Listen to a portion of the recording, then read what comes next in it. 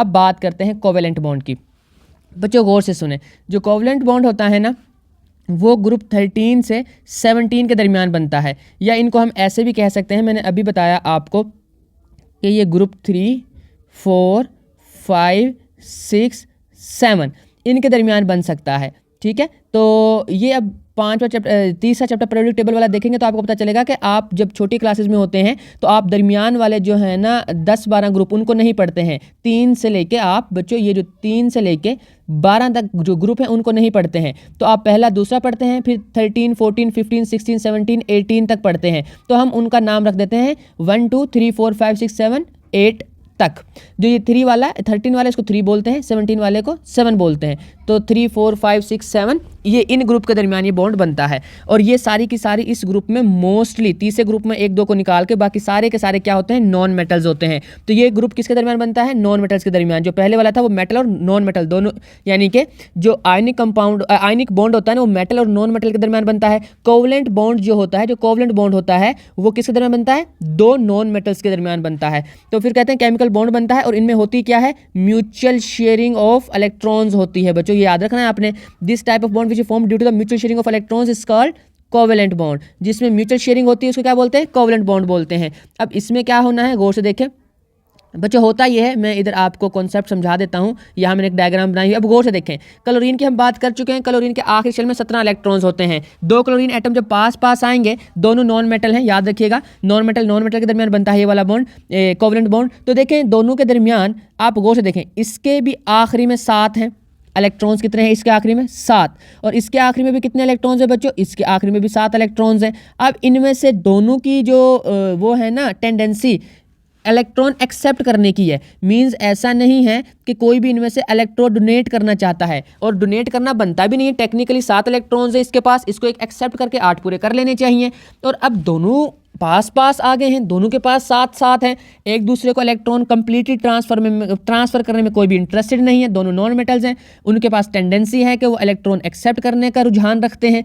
तो फिर क्या करेंगे ये, तो इनके दरमियान एक समझौता होगा। ये कहेगा यार चलो ऐसा करते हैं, तुझे भी एक इलेक्ट्रॉन चाहिए, मुझे भी एक इलेक्ट्रॉन चाहिए, एक काम करते हैं, एक इलेक्ट्रॉन तू दे, एक इलेक्ट्रॉन मैं देता हूं, उसको हम दोनों मिलकर शेयर कर लेते हैं। और जब शेयर करेंगे तो जो पेयर बनेगा 2 का, वो तेरे लिए भी काम करेगा, मेरे लिए भी काम करेगा। तो जब हम देखेंगे क्लोरीन के, देखें 2 इलेक्ट्रॉन, इस लेफ्ट वाले क्लोरीन के 2 इलेक्ट्रॉन, ये 2, ये कितने हो गए 4, और ये 2 6, और ये 2 कितने हो गए 8। जब हम राइट वाले क्लोरीन के पूरे करेंगे, 2 ये 2 ये और 2 ये 6 हो गए, और 2 ये वाले 8 पूरे हो गए। तो इस तरह से जो दरमियान में इलेक्ट्रॉन शेयर किए जाते हैं वो दोनों के लिए काम करते हैं, और दोनों साइड से क्या हो जाता है जी, दोनों साइड से कंप्लीट हो जाता है ऑक्टेट। तो 8-8 पूरे हो जाते हैं। तो ये नॉन मेटल्स के दरमियान बॉन्ड बनता है। अभी और भी देखते हैं, इसमें कुछ एग्जांपल्स और भी आएंगी, मैंने 1-2 यहाँ पे भी लिखी हुई है, बहुत से देखें। ये जो हाइड्रोजन है ना, हाइड्रोजन, इस कोवेलेंट बॉन्ड को अच्छे से समझिएगा, क्योंकि कोवेलेंट बॉन्ड के आगे हमने को 3-4 टाइप्स और भी पढ़नी है। ओके ये जो कोवेलेंट बॉन्ड है ना बच्चों, देखो हाइड्रोजन और ऑक्सीजन के दरमियान कोवेलेंट बॉन्ड बनता है H2O के अंदर। ये पानी का मॉलिक्यूल बना हुआ है, ये H2O है। अब इसमें देखें ऑक्सीजन के ना आखिरी शेल में 6 इलेक्ट्रॉन होते हैं, तो उसे 2 इलेक्ट्रॉन चाहिए। और ऑक्सीजन वैसे भी नॉन मेटल है, तो उसे क्या चाहिए, 2 इलेक्ट्रॉन्स चाहिए। वो डोनेट करने के चक्कर में नहीं पड़ता, वो एक्सेप्ट करने के चक्कर में पड़ता है। उसकी वैलेंसी -2 है। ओके अब जो हाइड्रोजन है, हाइड्रोजन के पास 1 इलेक्ट्रॉन है, इधर भी 1 इलेक्ट्रॉन है। ये वैसे तो मेटल नहीं है, पर ये इलेक्ट्रॉन डोनेट कर देता है कभी कभी, ये एक्सेप्ट भी कर लेता है, ये शेयर भी कर लेता है। बड़ा डिफरेंट सा इसका वो है, कह लें कि नेचर है। तो अब हमारे पास अब ये जो हाइड्रोजन है ना, ये शेयर करेगा एक, अब ये डोनेट कर देगा तो H पॉजिटिव स्टेबल नहीं होता है बच्चों। तो ये ट्रेंड इसका ज़्यादा होता है कि या एक्सेप्ट कर ले या फिर ये शेयर कर ले। तो ये इधर क्या करेगा, शेयर कर लेगा ऑक्सीजन के साथ। एक इधर, एक ये वाला शेयर हो गया, एक इधर वाला ये शेयर हो गया। तो इसने 2 हाइड्रोजन के साथ बॉन्ड बना लिए। अब गौर से देखें क्लोरीन के सॉरी ऑक्सीजन इधर 2 ये और 2 ये 4, 2 ये कितने हो गए 6 और 2 ये 8। ऑक्सीजन के 8 पूरे हो गए।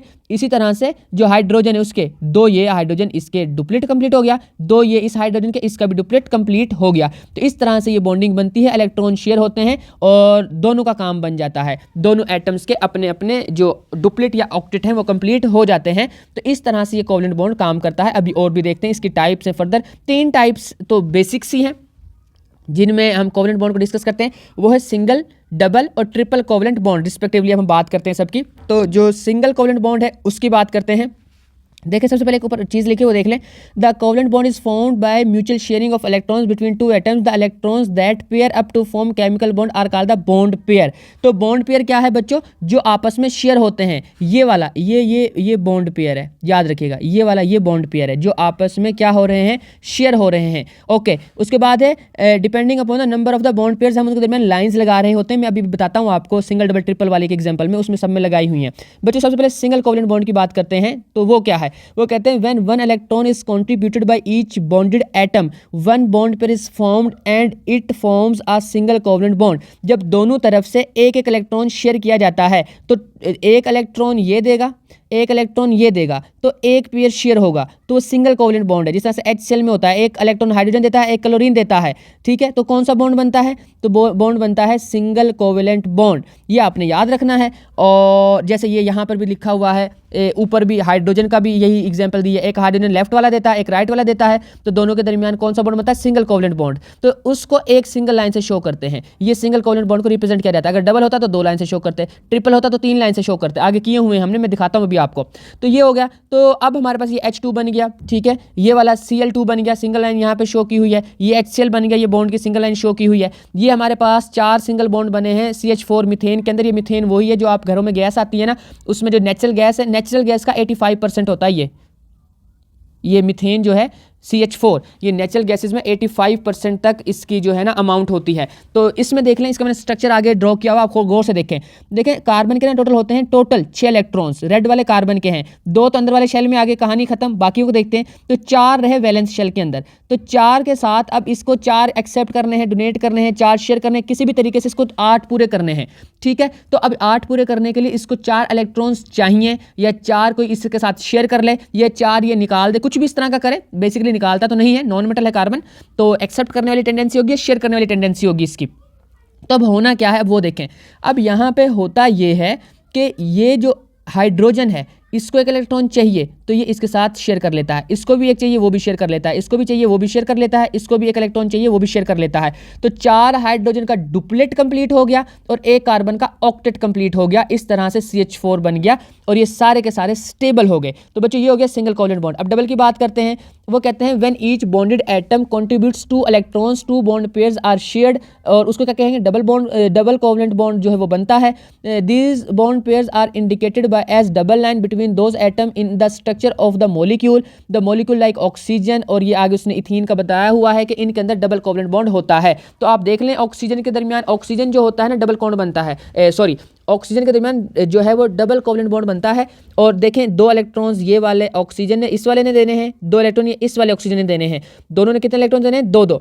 तो फिर कितने शेयर होंगे यहाँ पे, ये ऐसे 2 इलेक्ट्रॉन एक तरफ से आए, 2 इलेक्ट्रॉन दूसरी तरफ से आए, टोटल कितने हो गए, 4 इलेक्ट्रॉन हो गए। पर पेयर कितने बने, 2 पेयर बने, तो 2 बॉन्ड पेयर शेयर हुए। तो ऐसे 2 लाइंस ड्रॉ कर दी हमने और हमारे पास क्या बन गया, डबल कोवलेंट बॉन्ड। किसके अंदर, O2 ऑक्सीजन के अंदर। ये वही गैस है जिसे हम अंदर सांस लेते हैं, अंदर लेके जाते हैं जिसको। और ये हमारे पास C2H4 की जो एग्जाम्पल है इथीन की, इसमें भी कार्बन के दरमियान डबल बॉन्ड बनता है, यहाँ पे आपको नजर आ रहा होगा। और जो बाकी हैं ये देखें, ये 4 सिंगल कोवलेंट बॉन्ड बनते हैं यहाँ पे। तो आपने ध्यान रखना, स्ट्रक्चर उसने ड्रॉ किया हुआ है, तो मैं उसको फर्दर डिटेल में नहीं जाऊँगा, आपको नजर आ रहा है साफ साफ। नेक्स्ट ट्रिपल कोवलेंट बॉन्ड जब क्या बनेगा, ट्रिपल कब बनेगा, वो जब बनेगा ना जब हर एटम 3-3 यानी कि हर बॉन्डेड एटम 3-3 इलेक्ट्रॉन्स कंट्रीब्यूट करेगा और 3 बॉन्ड पेयर्स शेयर होंगे, या वो 3 बॉन्ड पेयर्स इन्वॉल्व होंगे, तो उसको हम क्या बोल देंगे, ट्रिपल कोवलेंट बॉन्ड। और फिर उनको कैसे शो करेंगे, 3 छोटी छोटी लाइनों के साथ, जैसे कि यहाँ पे नाइट्रोजन को किया हुआ है। आप देखें, ये जो नाइट्रोजन है ना, इसमें आखिर में 5 जो है ना,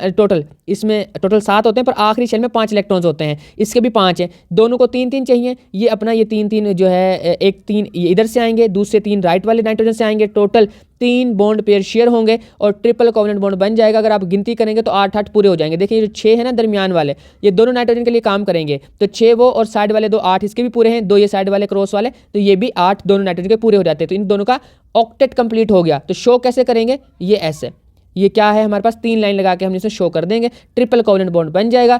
और ये जो हमारे पास ये जो शो किया हुआ है, ये लोन पेयर है। इसकी बात आगे करेंगे कि लोन पेयर क्या होता है। ये N2 बन गया, N2 में याद रखिएगा ट्रिपल कोवलेंट बॉन्ड होता है। अब यहाँ पे हमने एक बड़ा इंपॉर्टेंट MCQ है, उसके लिए मैंने डायग्राम बनाई हुई है, मैं वो भी आपको बता देता हूँ। देखें, क्लोरीन में सिंगल कोवलेंट बॉन्ड बना था, ठीक है। उसके बाद जो हमारे पास ऑक्सीजन है उसमें डबल कोवलेंट बॉन्ड बना था और जो नाइट्रोजन उसमें ट्रिपल कोवलेंट बॉन्ड बना था। पर गौर से सुनिएगा, एमसीक्यू जो पूछता है, एक्सरसाइज में पूछा हुआ है कि एमसीक्यू जैसे होगा कि ट्रिपल कोवलेंट बॉन्ड में कितने इलेक्ट्रॉन्स हिस्सा लेते हैं। तो ट्रिपल कोवलेंट बॉन्ड में टोटल ये देखें 6 इलेक्ट्रॉन्स हिस्सा लेते हैं। कितने इलेक्ट्रॉन्स हिस्सा लेते हैं? 6, क्योंकि 3 इलेक्ट्रॉन इस तरफ से आएंगे, एक एटम देगा 3, दूसरा एटम देगा, टोटल 6 इलेक्ट्रॉन्स होते हैं। नंबर ऑफ इलेक्ट्रॉन्स की बात की जाएगी तो टोटल बताएंगे, डबल वाले में 4 होते हैं, 2 इस तरफ से 2 इस तरफ से। इलेक्ट्रॉन्स की बात कर रहा हूं मैं। अगर बॉन्ड पेयर की बात की जाएगी तो ट्रिपल में 3 बॉन्ड पेयर होते हैं। अगर एक बॉन्डेड एटम कितने इलेक्ट्रॉन देता है तो हर एक ट्रिपल में 3-3 देता है, डबल में 2-2 इलेक्ट्रॉन्स देता है, सिंगल में 1-1 इलेक्ट्रॉन्स देता है। पर जब डबल बॉन्ड में टोटल इलेक्ट्रॉन्स की बात होगी कि टोटल कितने बॉन्डेड इलेक्ट्रॉन्स हैं, डबल में तो 4 हैं, ट्रिपल में 6 हैं। तो इस कॉन्सेप्ट को याद रखिएगा, इससे एमसीक्यूज बन जाता है। उसके अलावा उसने एक और एग्जांपल यहाँ पे दी हुई है इथाइलिन की, ये हमारे पास वो है, उसमें भी ट्रिपल बॉन्ड होता है, ये स्ट्रक्चर बनाया हुआ है, आप उसको देख लीजिएगा। अगर यहाँ से सही नजर नहीं आ रहा तो आप बुक से देख लीजिएगा।